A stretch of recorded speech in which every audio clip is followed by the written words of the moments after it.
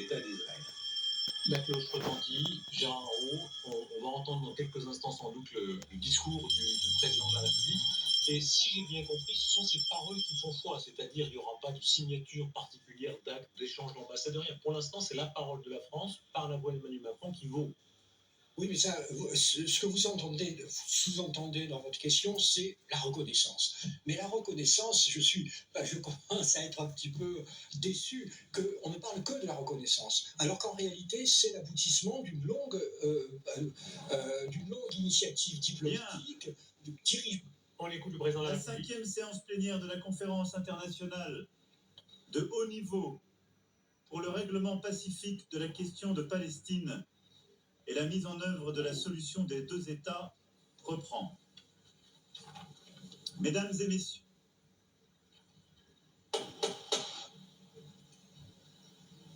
Mesdames et messieurs les chefs d'État et de gouvernement, Mesdames et messieurs les ministres, Excellence Monsieur Antonio Guterres, Monsieur le secrétaire général de l'Organisation des Nations Unies, Excellence Madame Annalena Baerbock, Madame la Présidente de l'Assemblée Générale, Excellences, Mesdames et Messieurs, c'est un honneur et un privilège pour moi de co-présider avec le Royaume d'Arabie Saoudite la présente conférence, conformément à la résolution 79-81 de l'Assemblée Générale du 3 décembre 2024. Nous vous souhaitons à toutes et à tous la bienvenue. Permettez-moi à présent de faire quelques observations liminaires.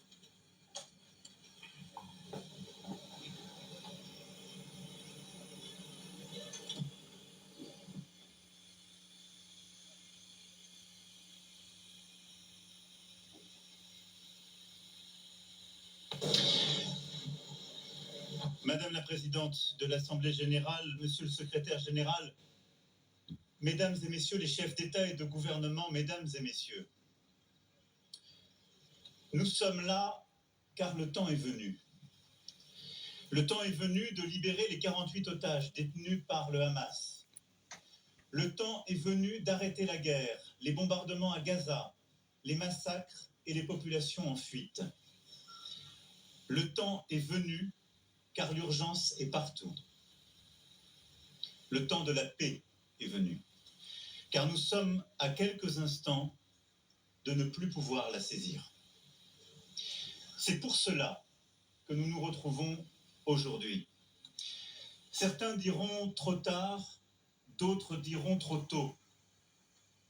Une chose est sûre, nous ne pouvons plus attendre.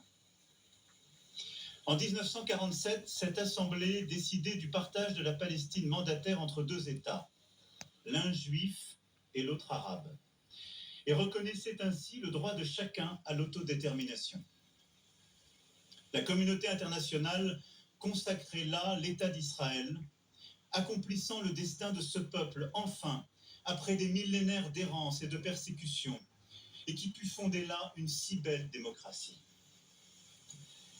La promesse d'un État arabe, elle, reste jusqu'à ce jour inachevée. Depuis lors, c'est un long chemin d'espérance et de désespoir mêlés qu'Israéliens et Palestiniens ont parcouru chacun à leur manière. Et nous avons cheminé avec eux, chacun d'entre nous selon son histoire et selon sa sensibilité. Mais la vérité est que nous portons la responsabilité collective d'avoir failli jusqu'ici à bâtir une paix juste et durable au Proche-Orient.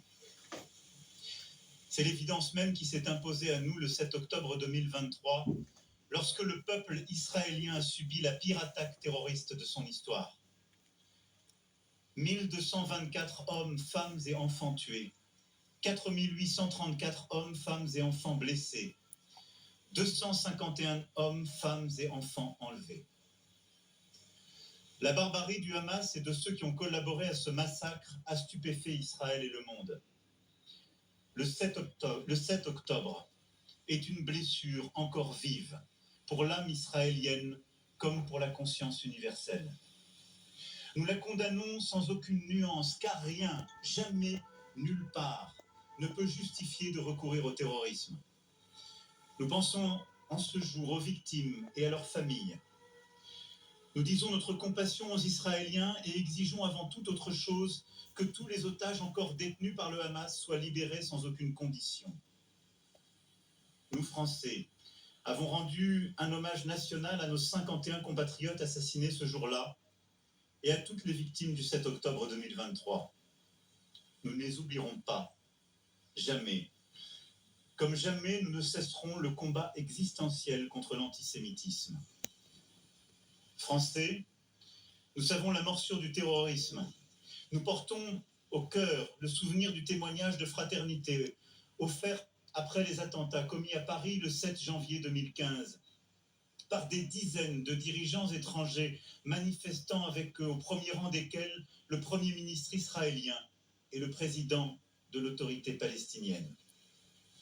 Nous savons qu'aucune faiblesse n'est possible face aux terroristes. Nous savons aussi le danger des guerres sans fin. Nous savons que le droit toujours doit l'emporter sur la force. Nous savons enfin de notre histoire que l'attachement à l'universel et à la paix est l'héritage des siècles passés comme la condition du salut. J'affirme cela au nom de notre amitié avec Israël, à qui notre engagement n'a jamais fait défaut, au nom de notre amitié aussi avec le peuple palestinien, pour qui nous voulons que la promesse initiale des Nations Unies, celle de 2 États vivant côte à côte en paix et en sécurité, devienne réalité. Or, à cette heure, Israël étend encore ses opérations militaires à Gaza dans l'objectif déclaré de détruire le Hamas. Mais ce sont les vies de centaines de milliers de personnes déplacées, blessées, affamées, traumatisées, qui continuent d'être détruites. Alors même que le Hamas a été considérablement affaibli et que la négociation d'un cessez-le-feu durable reste le moyen le plus sûr d'obtenir la libération des otages. Rien ne justifie plus la poursuite de la guerre à Gaza. Rien. Tout commande au contraire d'y mettre un terme définitif maintenant, à défaut de l'avoir fait plus tôt, pour sauver des vies. Les vies des otages israéliens encore détenus dans des conditions atroces, les vies des centaines de milliers de civils palestiniens accablés par la faim, la souffrance, la peur de mourir, le deuil de leurs proches. Sauver toutes les vies. Car depuis désormais près de 2 ans, c'est bien la négation de l'humanité de l'autre et le sacrifice de la vie humaine qui prévalent. Oui, depuis le 7 octobre, c'est bien la vie de l'autre qui est niée. Nous le disons depuis le premier jour de la guerre à Gaza, une vie vaut une vie. Je le sais, pour avoir pris dans mes bras les familles des otages rencontrés à Tel Aviv puis à Paris. Et je pense à cet instant à la mère d'Eyatar David, otage affamé et montré à la foule par ses bourreaux. Je pense à Nimrod Cohen, otage de 19 ans dont je viens de saluer le père. Je le sais, pour être allé aussi au chevet des victimes palestiniennes des opérations militaires israéliennes, réfugiés à Al-Arish, des femmes, des enfants, dont je n'oublierai pas le regard. Je le sais, pour avoir rencontré des jeunes de Gaza accueillis en France. Et je pense à Rita Baroud, qui aurait dû être avec nous aujourd'hui et qui continue de témoigner de la détresse de ses proches à Gaza. Une vie vaut une vie. Et notre devoir à tous est de protéger les uns et les autres. Devoir indivisible comme l'est notre humanité commune. Une solution existe pour briser le cycle de la guerre et de la destruction. C'est la reconnaissance de l'autre, de sa légitimité, de son humanité, de sa dignité. Que les uns et les autres rouvrent les yeux et voient des visages humains, là où la guerre a placé le masque de l'ennemi ou les traits d'une cible. C'est la reconnaissance qu'Israéliens et Palestiniens vivent dans une solitude jumelle. Solitude des Israéliens après le cauchemar historique du 7 octobre 2023. Solitude des Palestiniens à bout de force dans cette guerre sans fin. le temps est venu. Car le pire peut advenir. Qu'il s'agisse du sacrifice de tant d'autres civils, de l'expulsion de la population de Gaza vers l'Égypte, de l'annexion de la Cisjordanie, de la mort des otages détenus par le Hamas, ou des faits accomplis qui changent de manière irréversible la situation sur le terrain. C'est pour cela que nous devons aujourd'hui, ici même, ouvrir ce chemin de paix. Car depuis juillet dernier, l'accélération des événements est terrible. Et au point où nous en sommes, il est à craindre que les accords d'Abraham ou de Camp David soient remis en cause par l'action d'Israël et que la paix devienne impossible pour longtemps au Moyen-Orient. Il pèse donc sur nous une responsabilité historique. Nous devons tout faire pour préserver la possibilité même d'une solution à deux États, Israël et la Palestine, vivant côte à côte, en paix et en sécurité. Le temps est venu. C'est pourquoi, fidèle à l'engagement historique de mon pays au Proche-Orient, pour la paix entre le peuple israélien et le peuple palestinien, je déclare que la France reconnaît aujourd'hui l'État de Palestine.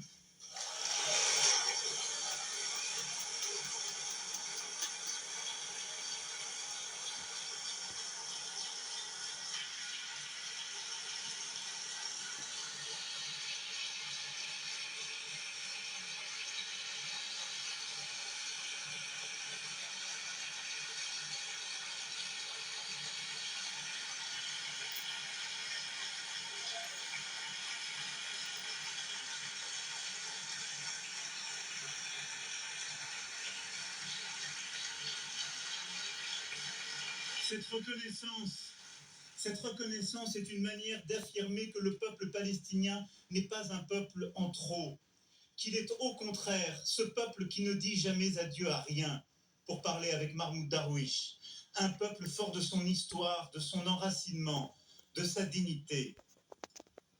Et la reconnaissance des droits légitimes du peuple palestinien n'enlève rien aux droits du peuple israélien, que la France a soutenu dès le premier jour, et au respect desquels elle n'est pas moins attachée. Précisément car nous sommes convaincus que cette reconnaissance est la solution qui seule permettra la paix pour Israël. Jamais la France n'a manqué à Israël quand sa sécurité était en jeu, y compris face aux frappes iraniennes. Cette reconnaissance de l'État de Palestine est une défaite pour le Hamas, comme pour tous ceux qui attisent la haine antisémite, nourrissent des obsessions antisionistes et veulent la destruction de l'État d'Israël. Cette reconnaissance de la France est accompagnée par celles qui seront annoncées aujourd'hui, entre autres, et je les en remercie, celles d'Andorre, de l'Australie, de la Belgique, du Canada, du Luxembourg, de Malte, de Monaco, du Portugal, du Royaume-Uni, de Saint-Marin, qui ont attendu avec nous ce moment. Et saisissant l'appel de juillet dernier, ont fait le choix de la responsabilité, de l'exigence et de la paix. Cela, après le choix fait par l'Espagne, l'Irlande, la Norvège et la Slovénie en 2024 et tant d'autres auparavant. Cette reconnaissance ouvre le chemin d'une négociation utile aux Israéliens comme aux Palestiniens. Ce chemin est celui du plan de paix et de sécurité pour tous que l'Arabie saoudite et la France ont soumis au vote de cette Assemblée qu'il a adopté à une très large majorité. Il porte notre ambition commune de briser l'engrenage de la violence et de changer la donne sur le terrain. Nous avons su faire un pas les uns vers les autres, sortir de nos postures habituelles et nous donner des objectifs concrets. Il nous appartient maintenant, ensemble, de déclencher une mécanique de paix répondant aux besoins de chacun. Le premier temps de ce plan de paix et de sécurité pour tous est celui de l'urgence absolue, celle de coupler la libération des 48 otages et la fin des opérations militaires sur tout le territoire de Gaza. Je salue les efforts du Qatar, de l'Égypte et des États-Unis pour y parvenir et demandent à Israël de ne plus rien faire qui entrave leur aboutissement. Le Hamas a été vaincu sur le plan militaire par la neutralisation de ses chefs et de ses décideurs. Il doit l'être sur le plan politique pour être véritablement démantelé. Dès lors que le cessez-le-feu aura été agréé, c'est un effort massif que nous devrons produire collectivement pour porter secours à la population de Gaza. Et je remercie l'Égypte et la Jordanie de leur engagement ici et rappelle à Israël l'obligation absolue qui est la sienne de faciliter l'accès humanitaire à Gaza pour aider une population aujourd'hui démunie de tout. Le deuxième temps est celui de la stabilisation et de la reconstruction à Gaza. Une administration de transition intégrant l'autorité palestinienne, la jeunesse palestinienne, accompagnée de forces de sécurité dont nous accélérerons la formation, aura le monopole de la sécurité à Gaza. Elle mettra en œuvre le démantèlement et le désarmement du Hamas, avec le soutien des partenaires internationaux et les moyens qui seront nécessaires à cette mission difficile. La France est prête à contribuer à une mission internationale de stabilisation et à soutenir, avec ses partenaires européens, la formation et l'équipement des forces de sécurité palestiniennes. Dès lors que la négociation le permettra, le Conseil de sécurité pourra décider le déploiement d'une mission de soutien civil et sécuritaire en liaison avec les autorités palestiniennes, avec le consentement des autorités israéliennes. Il reviendra aussi à l'État de Palestine de rendre espoir à sa population éprouvée par des années de violence, d'occupation, mais aussi de division et d'incurie. Il lui reviendra donc d'offrir à son peuple un cadre d'expression démocratique renouvelé et sécurisé. Le président Mahmoud Abbas en a pris l'engagement auprès du prince Mohammed Ben Salman et de moi-même. Il a condamné avec force les attaques terroristes du 7 octobre 2023. Il a affirmé son soutien au désarmement du Hamas et s'est engagé à l'exclure de la gouvernance à venir de Gaza comme de l'ensemble du territoire palestinien. Il a affirmé son engagement à lutter contre les discours de haine et a promis une rénovation en profondeur de la gouvernance palestinienne. La France sera attentive à la pleine mise en œuvre de chacun des engagements pris auprès d'elle. Cette autorité palestinienne renouvelée est une condition nécessaire à la réussite de l'indispensable négociation qu'il faudra reprendre pour parvenir à un accord sur chacune des questions relatives au statut final. C'est dans ce cadre aussi que je pourrais décider d'établir une ambassade auprès de l'État de Palestine dès lors que tous les otages détenus à Gaza auront été libérés et qu'un cessez-le-feu aura été établi. L'exigence de la France à l'égard d'Israël ne sera pas moins grande. Avec ses partenaires européens, elle indexera le niveau de sa coopération avec lui sur les dispositions qu'il prendra pour mettre fin à la guerre et négocier la paix. C'est bien grâce à ce chemin que nous obtiendrons un État de Palestine souverain, indépendant et démilitarisé, regroupant l'ensemble de ses territoires, reconnaissant Israël et étant reconnu par Israël, dans une région qui connaîtra enfin la paix. J'attends aussi de nos partenaires arabes et musulmans, qui ne l'ont pas encore fait, qu'ils tiennent leur engagement de reconnaître l'État d'Israël et d'avoir avec lui des relations normales, dès lors que l'État de Palestine aura été établi. Ainsi ferons-nous ensemble la démonstration d'une double reconnaissance au bénéfice de la paix et de la sécurité de tous au Proche-Orient. Voici, mesdames et messieurs, quel est notre plan de paix. Il établit un engrenage exigeant pour sortir de la guerre et entrer dans une phase décisive de négociation. Il permet que la paix israélo-palestinienne soit le premier pilier d'une nouvelle architecture de paix et de sécurité au Proche et Moyen-Orient. Il crédibilise aussi la possibilité d'une plus grande intégration économique. Rien ne sera possible sans que les autorités israéliennes s'approprient pleinement notre ambition renouvelée de parvenir enfin à la solution des deux États. Je sais leur réticence et leurs craintes. J'entends avec beaucoup de respect le peuple israélien, sa tristesse et sa fatigue. Et je veux croire que les autorités israéliennes l'entendront également et sauront s'engager à leur tour. Je sais que le peuple israélien et ses dirigeants peuvent en avoir la force. Je me souviens du jeune homme que j'étais, apprenant l'assassinat terrible d'Yitzhak Rabin, il y a près de 30 ans, tué pour avoir voulu la paix. Au moment où la mort allait le ravir, le guerrier héroïque de l'État d'Israël venait prononcer ces mots.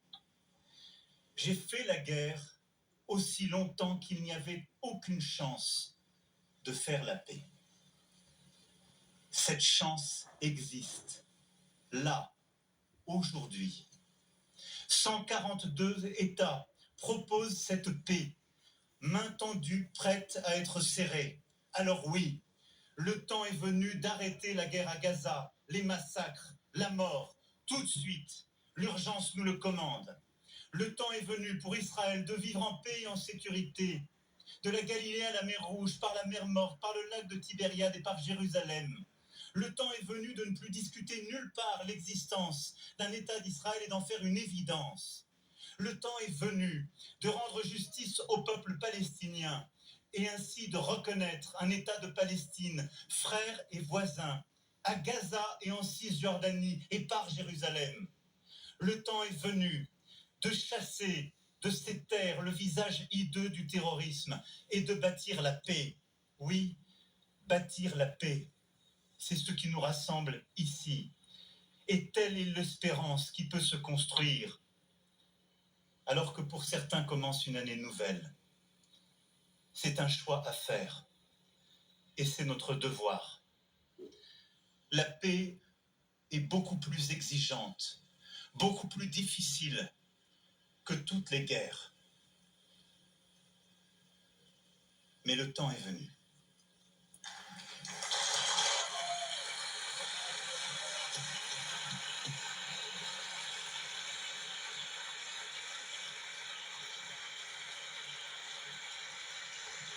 Et voilà, à ce moment décisif, il était 21h de Paris quand le président de la République dit « Je déclare que la France reconnaît reconnaît aujourd'hui l'État de Palestine ». Gérard Haraud, vous voyez, observer cela, saluer la construction oratoire du président de la République avec cette formule dominante « Le temps est venu ». Oui, et je crois que, d'abord, je vous rappelais, il a aussi décrit l'initiative diplomatique dont la reconnaissance n'est qu'une petite partie, finalement, et peut-être même pas l'essentiel. Hein. Tout ce qui a été fait avec les Saoudiens, les pays arabes et les Nations Unies. Mais il a bien placé dans tout son discours cette action sous le signe de l'urgence. Voilà, le temps est venu, c'est l'urgence, non seulement parce que nous avons un conflit maintenant de près de 80 ans, ou même d'un siècle et demi, si on prend en compte la lutte contre le sionisme des Palestiniens, mais aussi à cause de ce qui se passe à Gaza. Au moment où l'armée israélienne lance une nouvelle offensive à Gaza, au moment où le chef d'état-major de l'armée israélienne, l'ancien, dit qu'il y a eu 200 000 morts et blessés, je crois que le principe d'urgence est en effet évident. Et expliquons bien l'image que nous voyons en direct. Là, c'est le ministre des Affaires étrangères du Royaume d'Arabie Saoudite, et c'est une pièce très importante du puzzle, parce que le pari de la France, le pari de la République, c'est que les Saoudiens vont pousser dans ce sens, et aussi avec leurs alliés américains, pour que les choses évoluent. Oui, parce que les alliés américains d'Israël, Israël même, aimerait bien étendre ce qu'on appelle les accords d'Abraham qui insèrent en quelque sorte Israël dans son environnement arabo-musulman mieux qu'avant, puisque jusque-là, Israël n'était ami ou avait des relations qu'avec l'Égypte et la Jordanie. Ça, c'est le pari de la France, on comprend bien. Le pari de la France, c'est de dire وتأكيد الالتزام الدولي بتنفيذ حل الدولتين. الحضور الكرام، ينعقد هذا المؤتمر برئاسة مشتركة بين المملكة العربية السعودية والجمهورية الفرنسية في ظل استمرار سلطات الاحتلال الإسرائيلية في نهجها العدواني ومواصلتها لجرائمها الوحشية تجاه الأشقاء الفلسطينيين في قطاع غزة وانتهاكاتها في الضفة الغربية والقدس الشريف واعتداءاتها المتكررة على سيادة الدول العربية والإسلامية، وآخرها العدوان الغاشم الذي استهدف دولة قطر الشقيقة. وهو ما يقدم عن إسرائيل في ممارستها العدوانية التي تهدد الأمن والاستقرار الإقليمي والدولي وتقوض جهود السلام في المنطقة، ويعزز اقتناعنا الراسخ أن تنفيذ حل الدولتين هو السبيل الوحيد لتحقيق السلام العادل والدائم في المنطقة. الحضور الكرام، إن الموقف التاريخي لفخامة الرئيس الفرنسي بالاعتراف بدولة فلسطين واتخاذ العديد من الدول لهذا الموقف الشجاع والتأييد الدولي الواسع لقرار الجمعية العامة للأمم المتحدة اعتماد إعلان نيويورك بشأن تسوية قضية فلسطين بالوسائل السلمية وتنفيذ حل الدولتين الذي صوت لصالحه 142 دولة، يعكس إرادة المجتمع الدولي في إنصاف الشعب الفلسطيني وترسيخ حقه التاريخي والقانوني وفق المرجعات الدولية والقرارات الأممية ذات الصلة ومبادرة السلام العربية. الحضور الكرام، إن المملكة عازمة على مواصلة شراكاتها مع الجمهورية الفرنسية وجميع الدول الداعية للسلام في سبيل متابعة تنفيذ مخرجات هذا المؤتمر لوضع حد للحرب في غزة ووقف جميع الإجراءات الأحادية التي تهدد السيادة الفلسطينية، والعمل على إنهاء الصراع في المنطقة وتجسيد الدولة الفلسطينية المستقلة على حدود عام 1967 وعاصمتها القدس الشرقية. وفي الختام نجدد شكرنا للدول التي اعترفت أو أعلنت عزم الاعتراف بالدولة الفلسطينية، وندعو بقية الدول إلى اتخاذ هذه الخطوة التاريخية التي سيكون لها بالغ الأثر في دعم الجهود باتجاه تنفيذ حل الدولتين وتحقيق السلام الدائم والشامل في منطقة الشرق الأوسط، وإيجاد واقع جديد تنعم فيه المنطقة بالأمن والاستقرار والازدهار. والسلام عليكم ورحمة الله وبركاته. السلام.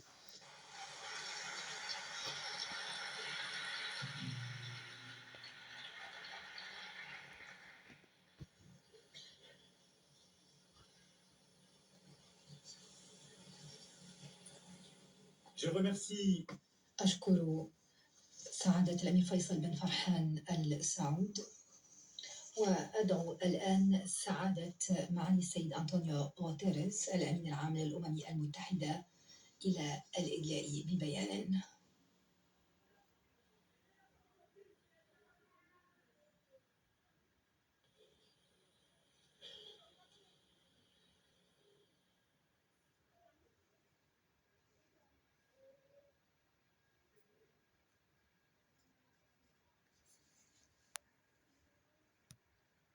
سعادة الرئيسين المشاركين، أصحاب السعادة، السيدات والسادة، أتوجه بالشكر إلى حكومة فرنسا والمملكة العربية السعودية للدعوة إلى انعقاد هذا المؤتمر الدولي بشأن تنفيذ حل الدولتين. كما أود أن أرحب بالوفد الفلسطيني وأن أعبر مجددا عن خيبة أملي لحرمانهم من فرصة أن يكونوا ممثلين تمثيلا كاملا.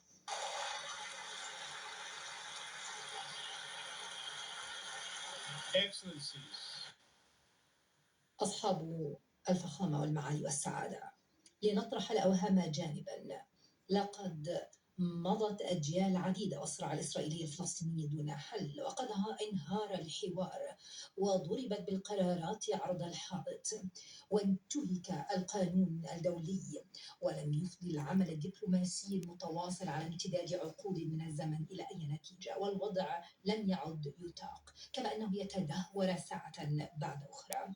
نجتمع اليوم للإسهام في تجسيد السبيل الوحيد للانعتاق من هذا الكابوس، وهو تحقيق حل الدولتين الذي يتيح قيام دولتين ديمقراطيتين مستقلتين تتمتعان بالسيادة، هما إسرائيل وفلسطين، تعيشان جنبا إلى جنب في سلام وأمن داخل حدودهما الآمنة المعترف بها على أساس خطوط ما قبل عام 1967، وتكون مدينة القدس عاصمة للدولتين طبقا لأحكام القانون الدولي وقرارات الأمم المتحدة وسائر الاتفاقات ذات الصلة.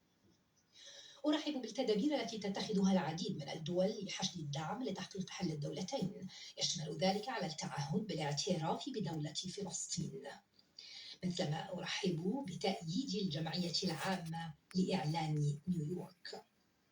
أصحاب الفخامة والمعالي والسعادة، ما من مبرر للأعمال الإرهابية الشنيعة التي ارتكبتها حماس في 7 الأول أكتوبر، ولا من مبرر لأخذ الرهائن، وقد سبق أن أدنت ذلك مرارا وتكرارا.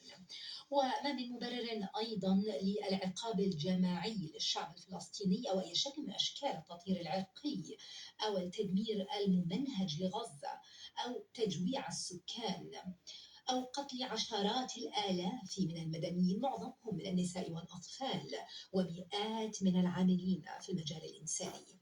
وأدعو من جديد إلى وقف فوري ودائم لإطلاق النار والإفراج الفوري وغير المشروط عن جميع الرهائن والوصول الإنساني الفوري والكامل والآمن وغير المشروط ودون العوائق. أصحاب الفخامة والمعالي والسعادة، ليس ثمة أي شيء يمكن التذرع به لتبرير التطورات التي تشهدها الضفة الغربية مما يهدد حل الدولتين في صميمه واستمرار إقامة المستوطنات بلا توقف وخطر الضم الزاحف واشتداد عنف المستوطنين، فكل ذلك يجب أن يتوقف. هذا الوضع لا يحتمل لا أخلاقيا ولا قانونيا ولا سياسيا، ومن الواجب علينا أن نجدد التزامنا بحل الدولتين قبل فوات الأوان. ذلك الحل الذي يتحقق فيه الاعتراف المتبادل بين دولتين مستقلتين متجاورتين ديمقراطيتين ذواتي سيادة تتوفر لهما مقومات البقاء وتندمجان اندماجا كاملا في المجتمع الدولي. أصحاب الفخامة والمعالي والسعادة، على من يعرقلون هذا المسار أن يجيبوا على سؤال أساسي: ما هو البديل؟ هل البديل هو سيناريو الدولة الواحدة التي يحرم فيه الفلسطينيون من حقوقهم الأساسية ويطردون من ديارهم ومن أرضهم ويكرهون على العيش أبدا تحت نير الاحتلال والتمييز والقهر؟ كيف يمكن لذلك أن يطرأ في القرن 21؟ كيف لنا أن نقبله؟ فهذا السيناريو لا هو يحقق السلام ولا يحقق العدل، وإنما يؤدي إلى تفاقم عزلة إسرائيل على الساحة الدولية. وعلينا أن نوضح أن إقامة دولة للفلسطينيين ليست مكافأة وإنما حق.